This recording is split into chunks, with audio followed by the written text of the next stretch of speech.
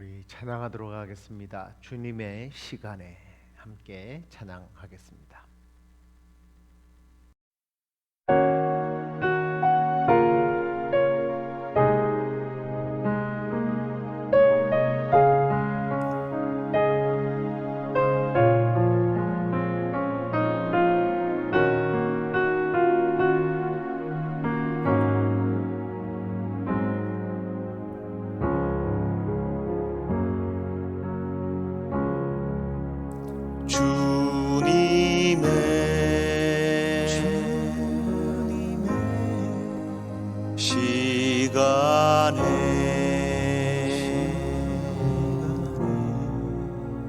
그의 뜻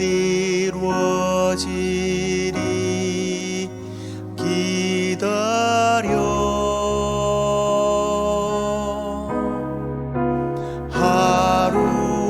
하루하루 살 동안 주님 인도하시니 주 뜻 이룰 때까지 기다려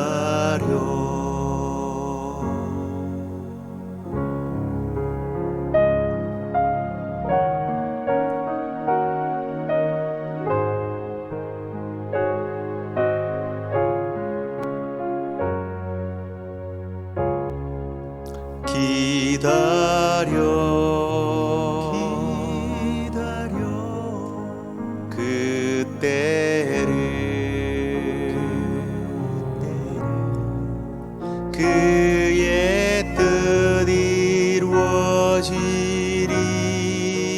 기다려 주의 뜻 이루어질 때 우리들의 모든 것 아름답게 변하리 기다려 주의 뜻 이루어질 때 우리들의 모든 것 아름답게 변하리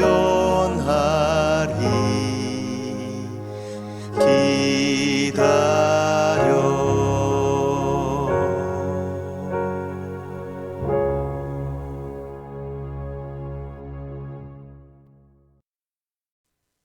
함께 사도신경으로 신앙 고백드리겠습니다. 전능하사 천지를 만드신 하나님 아버지를 내가 믿사오며 그 외아들 우리 주 예수 그리스도를 믿사오니 이는 성령으로 잉태하사 동정녀 마리아에게 나시고 본디오 빌라도에게 고난을 받으사 십자가에 못 박혀 죽으시고 장사한 지 사흘 만에 죽은 자 가운데서 다시 살아나시며 하늘에 오르사 전능하신 하나님 우편에 앉아 계시다가 저리로서 산자와 죽은 자를 심판하러 오시리라. 성령을 믿사오며 거룩한 공회와 성도가 서로 교통하는 것과 죄를 사하여 주시는 것과 몸이 다시 사는 것과 영원히 사는 것을 믿사옵나이다. 아멘. 우리 찬송을 하나 더 하도록 하겠습니다. 주님의 마음을 본받는 자 함께 찬양하겠습니다.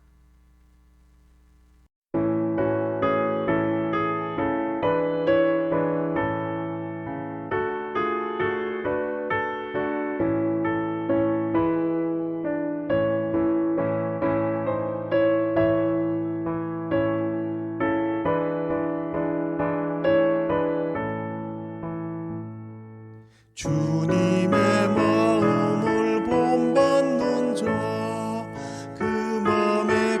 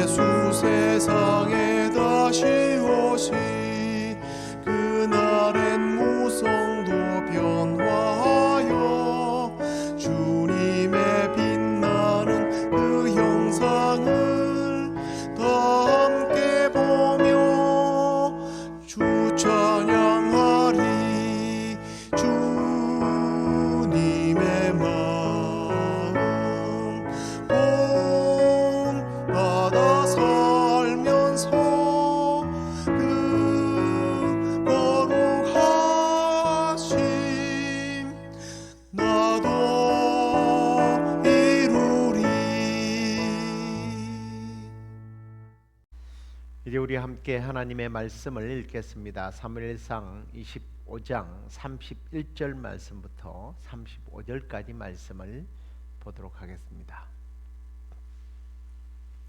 내 주께서 무죄한 피를 흘리셨다든지 내 주께서 친히 보복하셨다든지 함으로 말미암아 슬퍼하실 것도 없고 내 주의 마음에 걸리는 것도 없으시리니 다만 여호와께서 내 주를 후대하실 때에 원하건대 내 주의 여종을 생각하소서 하니라. 다윗이 아비가일에게 이르되 오늘 너를 보내어 나를 영접하게 하신 이스라엘의 하나님 여호와를 찬송할지로다. 또 내 지혜를 칭찬할지며 또 내게 복이 있을지로다. 오늘 내가 피를 흘릴 것과 친히 복수하는 것을 네가 막았느니라. 나를 막아 너를 해하지 않게 하신 이스라엘의 하나님 여호와의 살아계심을 두고 맹세하노니 네가 급히 와서 나를 영접하지 아니하였으면 밝는 아침에는 과연 나발에게 한 남자도 남겨두지 아니하였으리라 하니라. 다윗이 그가 가져온 것을 그의 손에서 받고 그에게 이르되 내 집으로 평안히 올라가라. 내가 네 말을 듣고 내 청을 허락하노라. 아멘. 자, 오늘은 분노한 다윗과 그 분노를 잠재운 여인 아비가일에 관련된 말씀을 함께 나누도록 하겠습니다. 우리가 이제 다윗에 대해서 계속 말씀을 나누고 있는데요. 다윗을 만났을 때에 그 사무엘이 그 다윗을 처음 보았을 때에 표현된 다윗의 어떤 모습이 있습니다. 사무엘상 16장에 보면 그의 빛이 붉고라고 그렇게 기록되어 있는데요. 학자들이 이 붉은 모습을 머리나 머리카락이나 어떤 피부라기보다 매우 정열적인 에너지를 많이 가진 사람이라고 하는 약간 그 비유법이다라고 말하기도 하는데 좀 일리가 있는 것 같아요. 성격적으로 이렇게 다혈질적인 부분이 다윗에게 많이 있어요. 사실 그의 성격이 조용하고 침착하고 냉정한 것 같지는 않아요. 그 한 예로 다윗이 골리앗을 보았을 때에 참지 못하는 성격을 보면 욱하는 정의감에 불타는 뭐 그런 것도 있지만 쉽게 이렇게 좀 분노하는 그런 성격을 갖고 있는 것 같아요. 물론 그 과정이 뭐 불의하게 행동하는 것은 아닙니다. 정당할 때 그렇게 그 불의함을 참지 못하는 그런 모습들이 있죠. 그런데 이런 열정적이고 다혈질적인 사람이 사울의 그 위협 앞에서 참고 견딘다는 것이 얼마나 힘들었을까라는 생각을 참 많이 하게 합니다. 그런데 이렇게 억눌려 있던 모습이 터져 나오는 사건이 25장의 사무엘상 25장 전체에 나오는 이야기입니다. 사실 이 이야기는 이 내용은 우리의 삶에 매우 실제적인 이야기가 아닌가라는 생각을 말씀을 준비하면서 여러 번 했습니다. 위대한 인물의 좋은 점만 다루는 것이 아니라 그의 단점, 그의 인간적인 한계를 통해서 위대한 하나님의 사람도 어떤 이런 참 컨트롤되지 않는 어떤 인격의 한 부분이 있을 수 있구나 라는 것을 우리가 오늘 말씀을 통해서 발견하게 됩니다.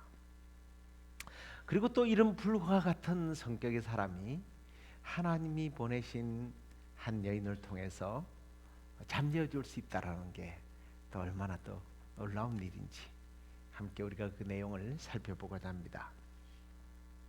자, 일단 이 갈등이 일어나게 된 어떤 배경을 한번 살펴보도록 하죠. 다윗이 이제 사울을 피해서 아둘람 굴에서 생활하는 동안에 처음에는 400여 명의 사람들이, 이건 남자 군인들만을 이야기하는 겁니다. 그의 가족들도 있었으니까요. 훨씬 많은 사람들이 있었겠죠. 한 600여 명의 군사들이 있었습니다. 다윗은 이들을 잘 훈련시켜서 광야의 어떤 약탈자들로부터서 자신과 또 가족들을 지켰죠. 그런데 자기들만이 아니라 그 주변에 있는 사람들의 생명과 재산까지도 지켜주게 됩니다. 이제 발단의 배경은 양틀을 깎는 시기가 되었을 때 일어납니다. 여러분, 양틀을 깎는다는 시기는 목장을 경영하는 경영주에게서는 있어서는 목돈이 들어오는 때예요. 자, 그 지역의 양의 주인은 그렇다면 그 자기의 양들을 보호해 주었던 사람들에게 이익을 나눠주는 것, 보상하는 것이 당연한 겁니다. 그래서 그 당시에 가장 그 지역에서 큰 목장을 경영하고 있었던 기업주 나발에게 다윗이 도움을 구한 겁니다. 나발의 재산 규모를 보니까요, 굉장했습니다. 양이 대략 3,000마리, 염소가 1,000마리. 뭐 이 정도면 엄청난 거부죠. 그래서 성경에는 그래서 이렇게 표현을 하고 있어요. 심히 부자다, 차고 넘친다는 거예요. 자, 여기에 등장하는 이 나발이라고 하는 사람은요, 원래는 이제 마온이라고 하는 지역에 사는 사람인데 아마 목장이 갈멜리에 있었던 것 같습니다. 근데 이제 규모가 엄청나게 컸죠. 대기업 회장님 수준인데요. 여기서 이제 심히 많다, 부자다라는 말은 굉장히 많이 쌓아놓았다, 부를 축적해 놓은 사람이라는 거예요. 그런데 성경은 참 흥미롭게도 그의 이름을 이렇게 표현을 하고 있습니다. 미련하다라는 뜻으로 사용된다는 거죠. 25절에 보면 아비가일이 자기 남편의 이름을 이야기하면서 미련한 사람이라고 표현을 합니다. 그 이름이 실제로 미련하다라는 뜻일까요? 이제 학자들은 그렇게 이야기해요. 그의 별명일 것이다 라고 이야기를 합니다. 아무튼 성경에서 이제 주로 이 미련하다라는 의미는 이렇게 쓰여집니다. 하나님을 인정하지 않는 사람, 하나님이 계시지 않는 것처럼 말하고 행동하는 사람들의 모습을 미련하다, 어리석은 사람, 이런 표현을 하죠. 어리석고 미련한 사람. 실제로 이제 예수님께서 사역하시면서 굉장히 어리석은 미련한 부자 이야기를 한 적이 있습니다.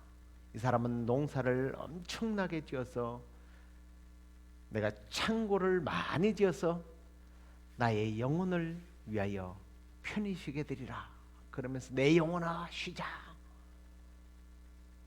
그날 밤 그 미련하고 어리석은 부자는 생명을 잃어버림으로 그가 쌓아놨던 그 모든 재산은 과연 누구 것이 되었는가 라는 예수님의 그 비유에서 나오는 사람이 혹시 나발은 아니었을까 라는 생각을 해보기도 합니다. 자, 자기 자신만을 위하여 쌓아두었다가 나중에 자기 것이 되는 것이 되지 않아요. 요즘식으로 말하면 뇌졸중이 와서 죽죠.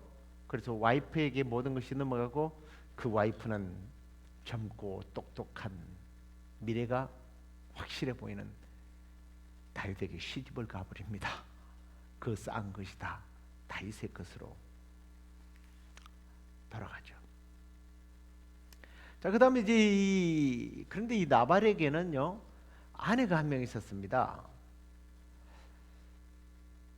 나발은 어리석고 미련한데 고집이 센 사람인데 이 여인에 대해서는 3절에 보면 우리가 이제 읽지는 않았습니다만은 이 여인은 총명하다 그랬습니다.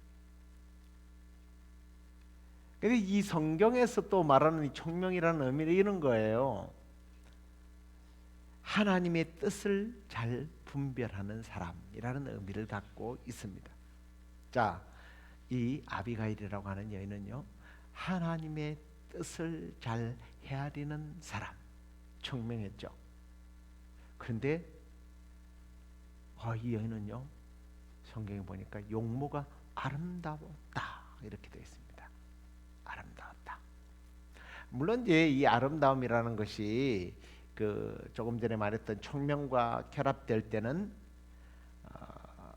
육신적인 아름다움만 아니라 내적인 아름다움까지도 표현하기 때문에 글쎄요 어떻게 해석을 해야 될지 모르겠습니다만 지금 보이는 바대로 문자적으로 따지면 이 여인은요 여자로서의 완벽함이 있어요. 머리가 나빠도 얼굴이 예쁘면 괜찮다고 생각할지 모르지만 여러분 오래 못 가요. 10대 청소년부터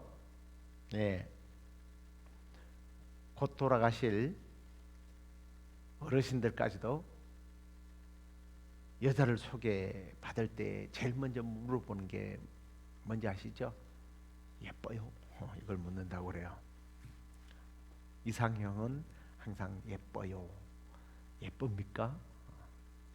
근데 혹시 이 방송을 듣는 분들 중에서 아직 결혼을 안 하신 총각들은 잘 들으세요. 여자가 예쁜 건 한 1년 정도 갑니다. 근데 지혜로운 여자는 평생 가요. 그렇다고 머리는 좋은데 얼굴이 또 너무 안 떨어져요.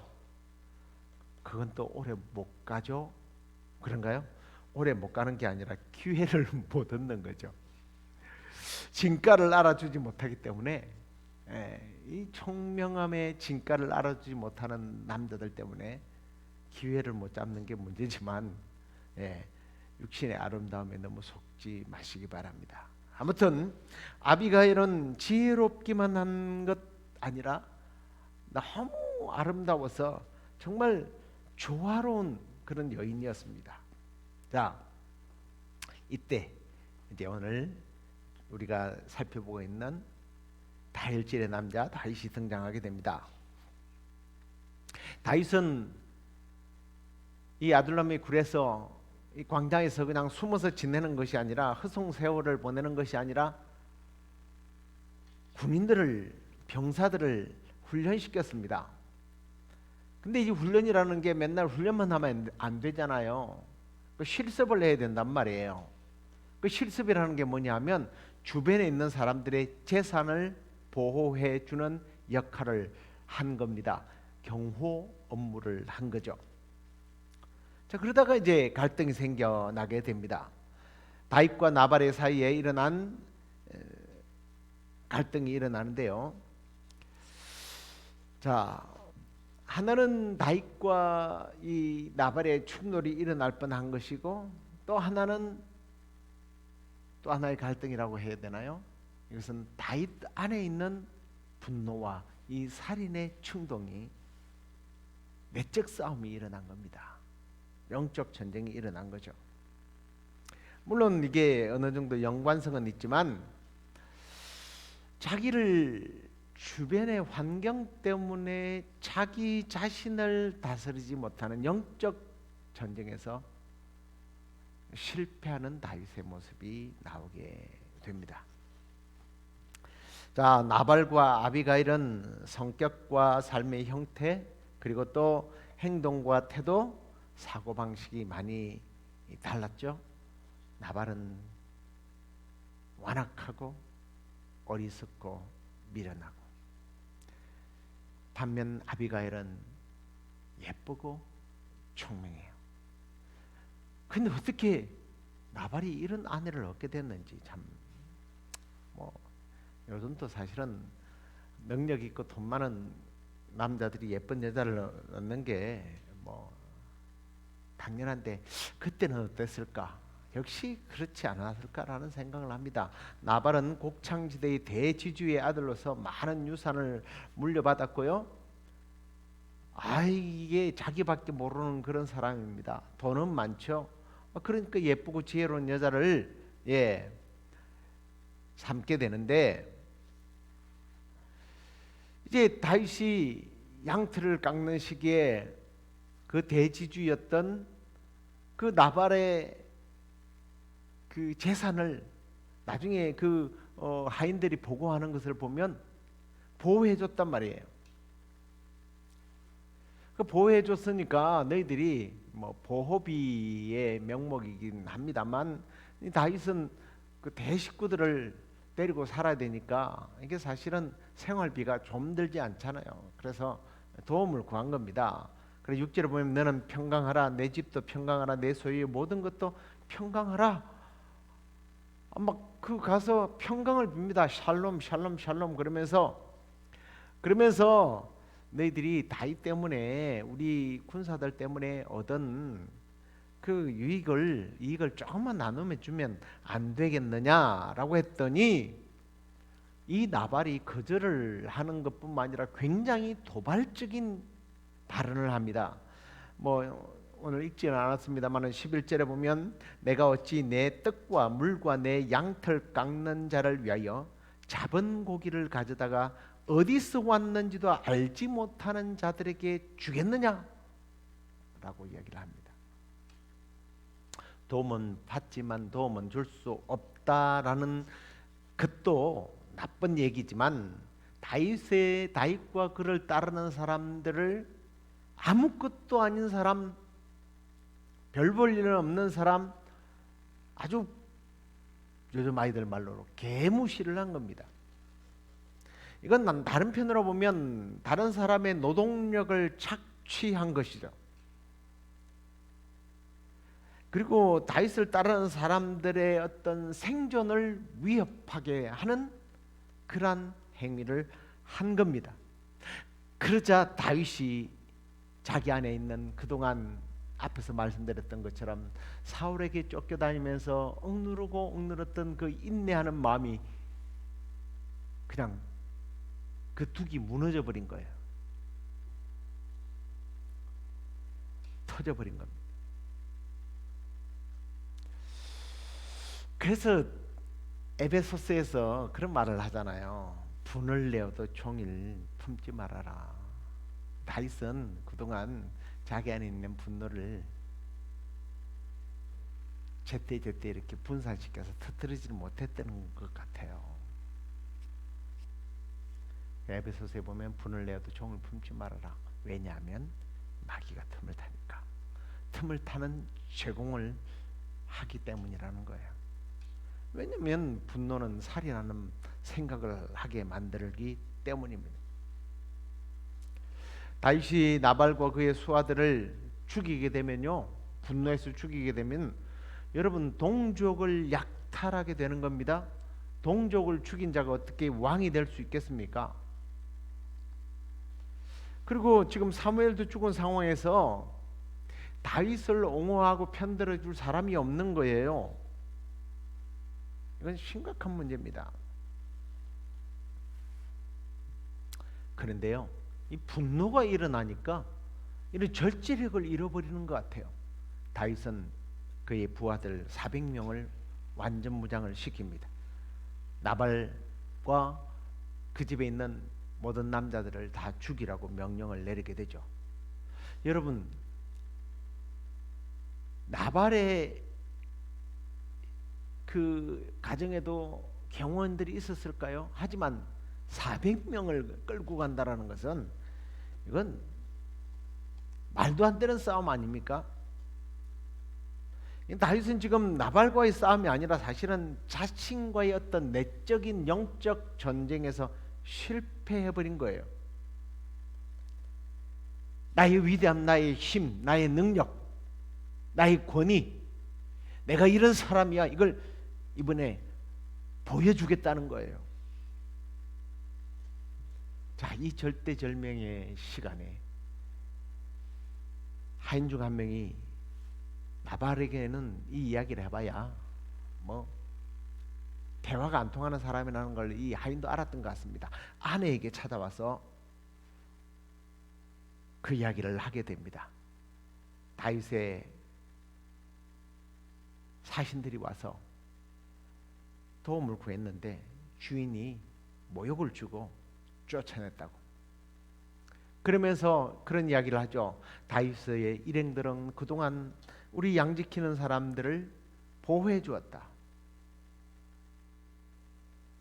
그런데 그 보호해 준 그들을 주인이 아주 불량한 행동을 했다라고 보고를 하게 되죠. 그랬더니 이 여인은 총명한 여인이잖아요.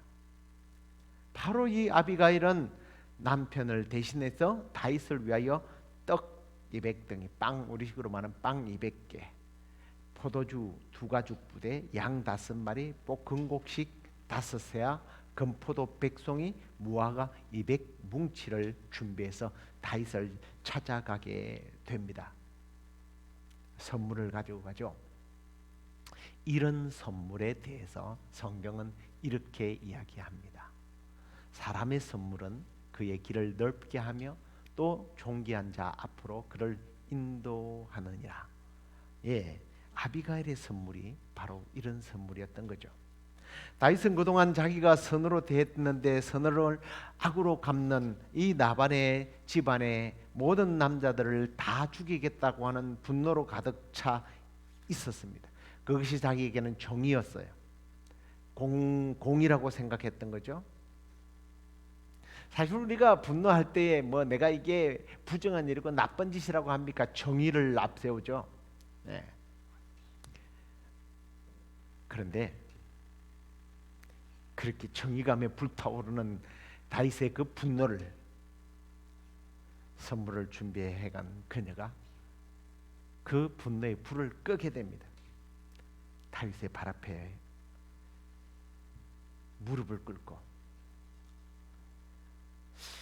어떻게 들어보면 굉장히 아첨하는 듯한 말들을 쏟아내기 시작합니다.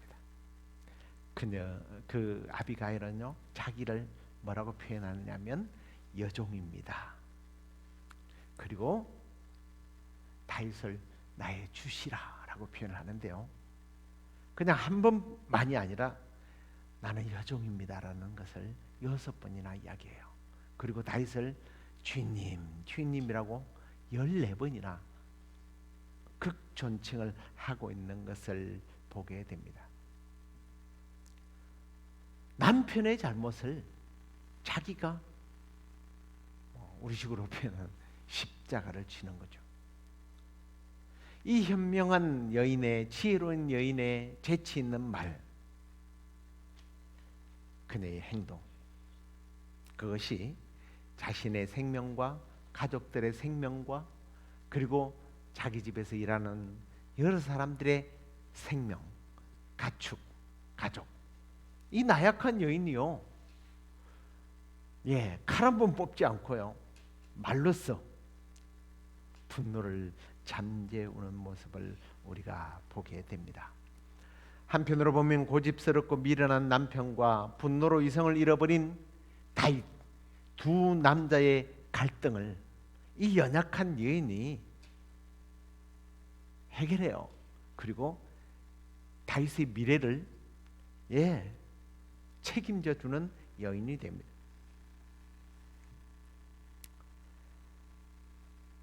다윗과 이 나발의 갈등을 잠재운 것은 바로 지혜로운 여인의 말이었던 거예요. 그래서 성경은 이렇게 말합니다. 유순한 대답은 분노를 쉬게 하여도 과격한 말은 노를 격동하느니라. 유순한 말은 아비가일, 과격한 말은 누구예요? 나발과 또 한편으로 보면 다윗이기도 합니다.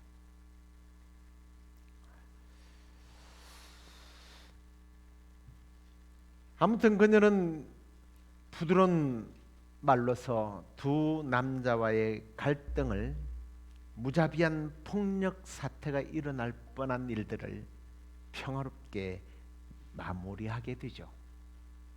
근데 이 일이 나중에 나발에게 알려지게 됩니다. 그런데 나발은 다윗의 종들을 쫓아보내고 난 다음에 득이에 찼던 것 같습니다. 내가 이런 사람이다. 뭐 가오 잡는다고 밤새도록 술을 퍼마시고 그 얘기를 듣고 결국은 요즘식으로 말하면 뇌졸중이 왔다는 것 같아요. 그 밤에 몸이 빳빳하게 굳어서 10일을 넘기지 못하고 죽게 됩니다. 나발이 죽자 다윗은 이 지혜로운 여인에게 청혼을 하게 되죠. 마치 기다렸다는 듯이 이 아비가일은 다윗 왕의 아내가 됩니다. 자, 이렇게 아비가일의 유순한 말에 다윗의 분노가 잠재워지는 순간 다윗은 이 여인을 통한 하나님의 역사하심을 깨닫게 되고 우리가 읽었던 32절 33절에는 이렇게 다윗이 고백을 합니다. 다윗이 아비가일에게 이르되 오늘 너를 보내어 나를 영접하게 하신 이스라엘의 하나님 여호와를 찬송할지로다. 또 내 지혜를 칭찬할지며 또 내게 복이 있을지로다. 오늘 내가 피를 흘릴 것과 친히 복수하는 것을 네가 막았다. 사실은 다윗에게 있어서 사울의 그 창과 칼이 위협이 아니라 자기 내면 세계를 이기지 못하고 통제하지 못하는 그 내면 속의 전쟁에서 그 전쟁이 그에게 엄청난 위기였던 거예요. 그 위기를 이 연약한 여인이, 지혜로운 여인이 쉬게 만들어 버려요. 마음의 평화를 찾게 만들어 버렸습니다. 자, 이 이야기가 사실은 우리에게 있어서 굉장히 실제적인 이야기라고 말씀을 드렸습니다. 우리 안에 이런 이런 분노든 또 좋지 못한 분노든 일어날 때 우리는 내 안에 있는 이 내적 갈등, 영적 전쟁을 어떻게 승리할 수 있을까? 오늘 본문 속에서 좀 우리가 그 교훈을 찾는다면 지금보다는 좀 내일을 먼저 한번 생각해 보라는 겁니다. 싸움이 일어나면 당장 이것을 해결해야 내 인생의 평화가 올 것 같죠. 그래서 분노하게 되면 이게 터뜨리고 나면 속은 시원합니다. 그런데요, 나중은요, 그로 인하여 나의 미래는 엄청난 불행을 가지고 오게 된다라는 거예요. 성급한 행동이나 말을 여러분 스스로 나의 미래를 위하여 참아내야 한다는 거예요. 지금보다는 나의 미래를 생각하라는 겁니다. 앞에도 말씀드렸습니다마는 다윗이 만약에 오늘 사무엘상 25장을 읽어보십시오. 전체적으로 나중에 읽어가다 보면 다윗이 내가 이런 실수를 했다면 나의 미래는 암담했을 것이다. 아비가일도 그런 교훈을 하게 됩니다. 그렇습니다. 잠언 19장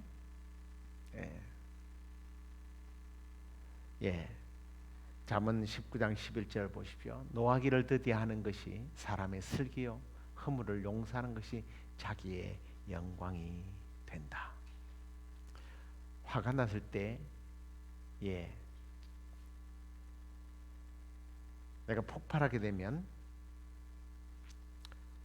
조금 전에도 말씀드렸습니다만 지금은 짜릿하죠. 그렇지만 화가 났을 때 내가 결정해서 말하는 말과 행동들은요, 대부분 후회하게 만듭니다. 불행하게 만듭니다. 참 어려운 말이지만 화가 났을 때에 그 화를 내일을 위하여 한번 참아보는 게 좋습니다. 그 참는 게 힘들면 어떻게 해요? 피하는 게 좋습니다. 그리고 말로 하기보다는 요즘 참 좋은 시대잖아요. 글을 보내세요. 글도요, 화가 나서 팍 보내지 말고 잠깐 글을 쓴 다음에, 내가 이 글을 쓰면 사실은 말보다 글이 더 무섭거든요. 영혼이 남습니다. 말은 영혼이 남는 게 아니에요. 글이 영혼이 남아요. 요즘 시대는 그렇습니다. 잘못된 글은요, 변명할 수도 없게 만들어요. 정답이지만 정서가 아니면 그 정답의 문자마저도 절제하고 또 한 번 더 읽어보고 내일을 위해서 써보십시오. 자, 오늘 내용적인 우리는 읽지는 않았는데요. 사실은 우리 인간 스스로 이런 힘을 발휘한다는 게 쉽지 않습니다. 다윗은 앞에 우리가 읽었던 32절에 보면 너를 보내신 하나님을 찬양한다고 고백하지 않습니까? 다윗의 위기가 사실은 우리가 읽지는 않았습니다만 25장 첫 부분에 가서 보면 사무엘이 죽은 후라고 그렇게 되어 있어요. 어쩌면 다윗의 불행은요, 그 멘토였던 사무엘의 부재였던 거예요. 사무엘을 통하여 하나님의 뜻을 물었다면 어떻게 되었을까? 다윗이 사무엘을 찾아갈 수도 없는 그런 상황,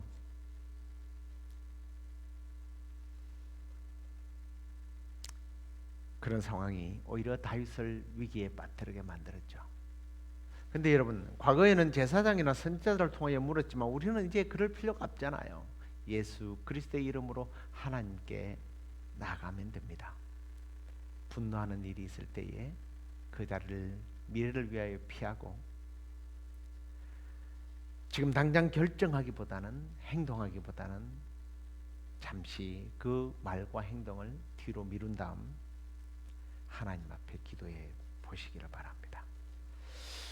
우리로 하여금 분노케 할 때 다윗처럼 흥분하고 분노를 폭발시키기보다는 미래를 생각하고 노하기를 더디하며 하나님께 물어서 분노를 터뜨려서 잠깐 짜릿한 쾌감을 얻고 두고두고 후회하는 그러한 불행과 비교되지 않는 주님 주시는 참된 평화와 샬롬, 그 유익을 저와 여러분들이 얻게 되기를, 또 누리게 되기를, 혹시 우리가 그러지 못할 때에 우리의 삶에 하나님께서 아비가일과 같은 그런 사람을 보내주셔서 우리 안에 주님 주시는 평화가 넘쳐나는 그런 복된 삶이 되기를 주의 이름으로 축원합니다. 기도하겠습니다. 하나님 감사합니다. 오늘도 다윗이 참으로 억울한 일 때문에 분노하고 그 분노를 터뜨림으로 말미암아 자칫 자신의 미래가 이스라엘 왕으로 자격을 박탈당할 뻔했던 그 위기에 하나님께서 아비가일이라고 하는 지혜롭고 아름다운 여인을 보냄으로 말미암아 무력 충돌을 피하게 하시고 다윗의 미래가 다시 열려지게 되었던 것처럼 우리가 스스로 인내하지 못하고 우리 안에 일어나는 내적 갈등과 영적 전쟁에서 분노함으로 늘 실패해 왔던 우리에게 아빌과 아일과 같은 예수 그리스도를 우리에게 보내주셔서 우리 안에 참된 평화를 주신 우리 주 하나님을 찬양합니다. 앞으로도 우리의 삶 속에 분노할 수밖에 없는 의로운 분노라 할지라도 종일 품지 않게 하여 주시고 나의 미래를 위하여 인내하며 하나님께 뜻을 구하고 기도함으로 우리 안에 하나님께서 주시는 평화를 다시 유지하며 전쟁을 통한 다툼을 통한 평화가 아니라 거짓된 평화가 아니라 주님 주시는 참된 승리와 평화와 유익을 얻게 되는 복된 삶이 되도록 우리를 인도해 주옵소서. 그렇게 해 주실 줄로 믿고 우리가 부족하지만 실천할 수 있도록 성령 하나님 함께하여 주옵소서. 우리 윤경 장로님 그리고 또 김홍균 장로님이 수술을 하게 됐는데 하나님 사랑하는 종들의 그 연약한 곳을 만져주시고 그 수술을 받은 부위에 주님 새로운 세포가 새로운 살들이 그리고 에너지들이 솟아나서 이후로 남은 생에 주님 영광 위하여 힘있게 살아가는 종들이 되도록 인도해 주옵소서. 그렇게 해주실 줄 믿고 예수 그리스도의 이름으로 감사하며 기도드리옵나이다. 아멘. 하늘에 계신 우리 아버지여 이름이 거룩히 여김을 받으시오며 나라의 임하옵시며 뜻이 하늘에서 이루어진 것 같이 땅에서도 이루어지이다. 오늘날 우리에게 일용할 양식을 주옵시고 우리가 우리에게 죄 지은 자를 사하여 준 것 같이 우리 죄를 사하여 주옵시고 우리를 시험에 들게 하지 마옵시고 다만 악에서 구하옵소서. 대개 나라와 권세와 영광이 아버지께 영원히 있사옵나이다. 아멘.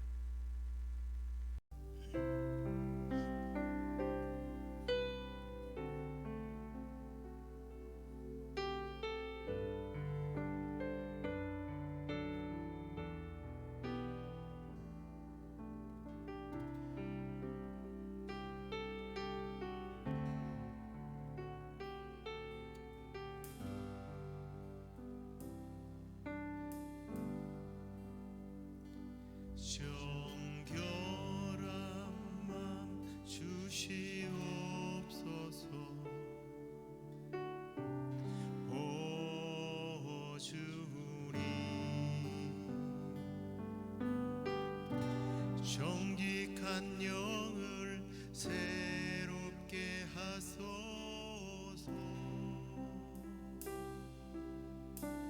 정결한 마음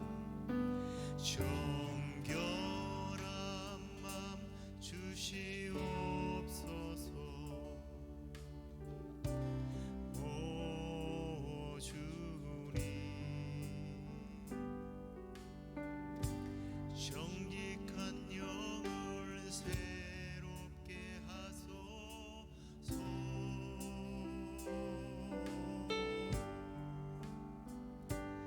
나를 주님 앞에서 멀리 하지 마시고 주의 성령을 거두지 마옵소서.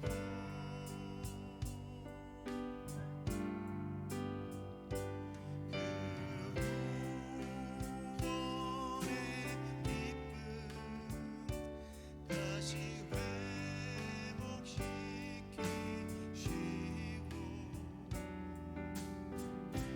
변치 않는 맘 내 안에 주소서. 정결한 맘 주옵소서.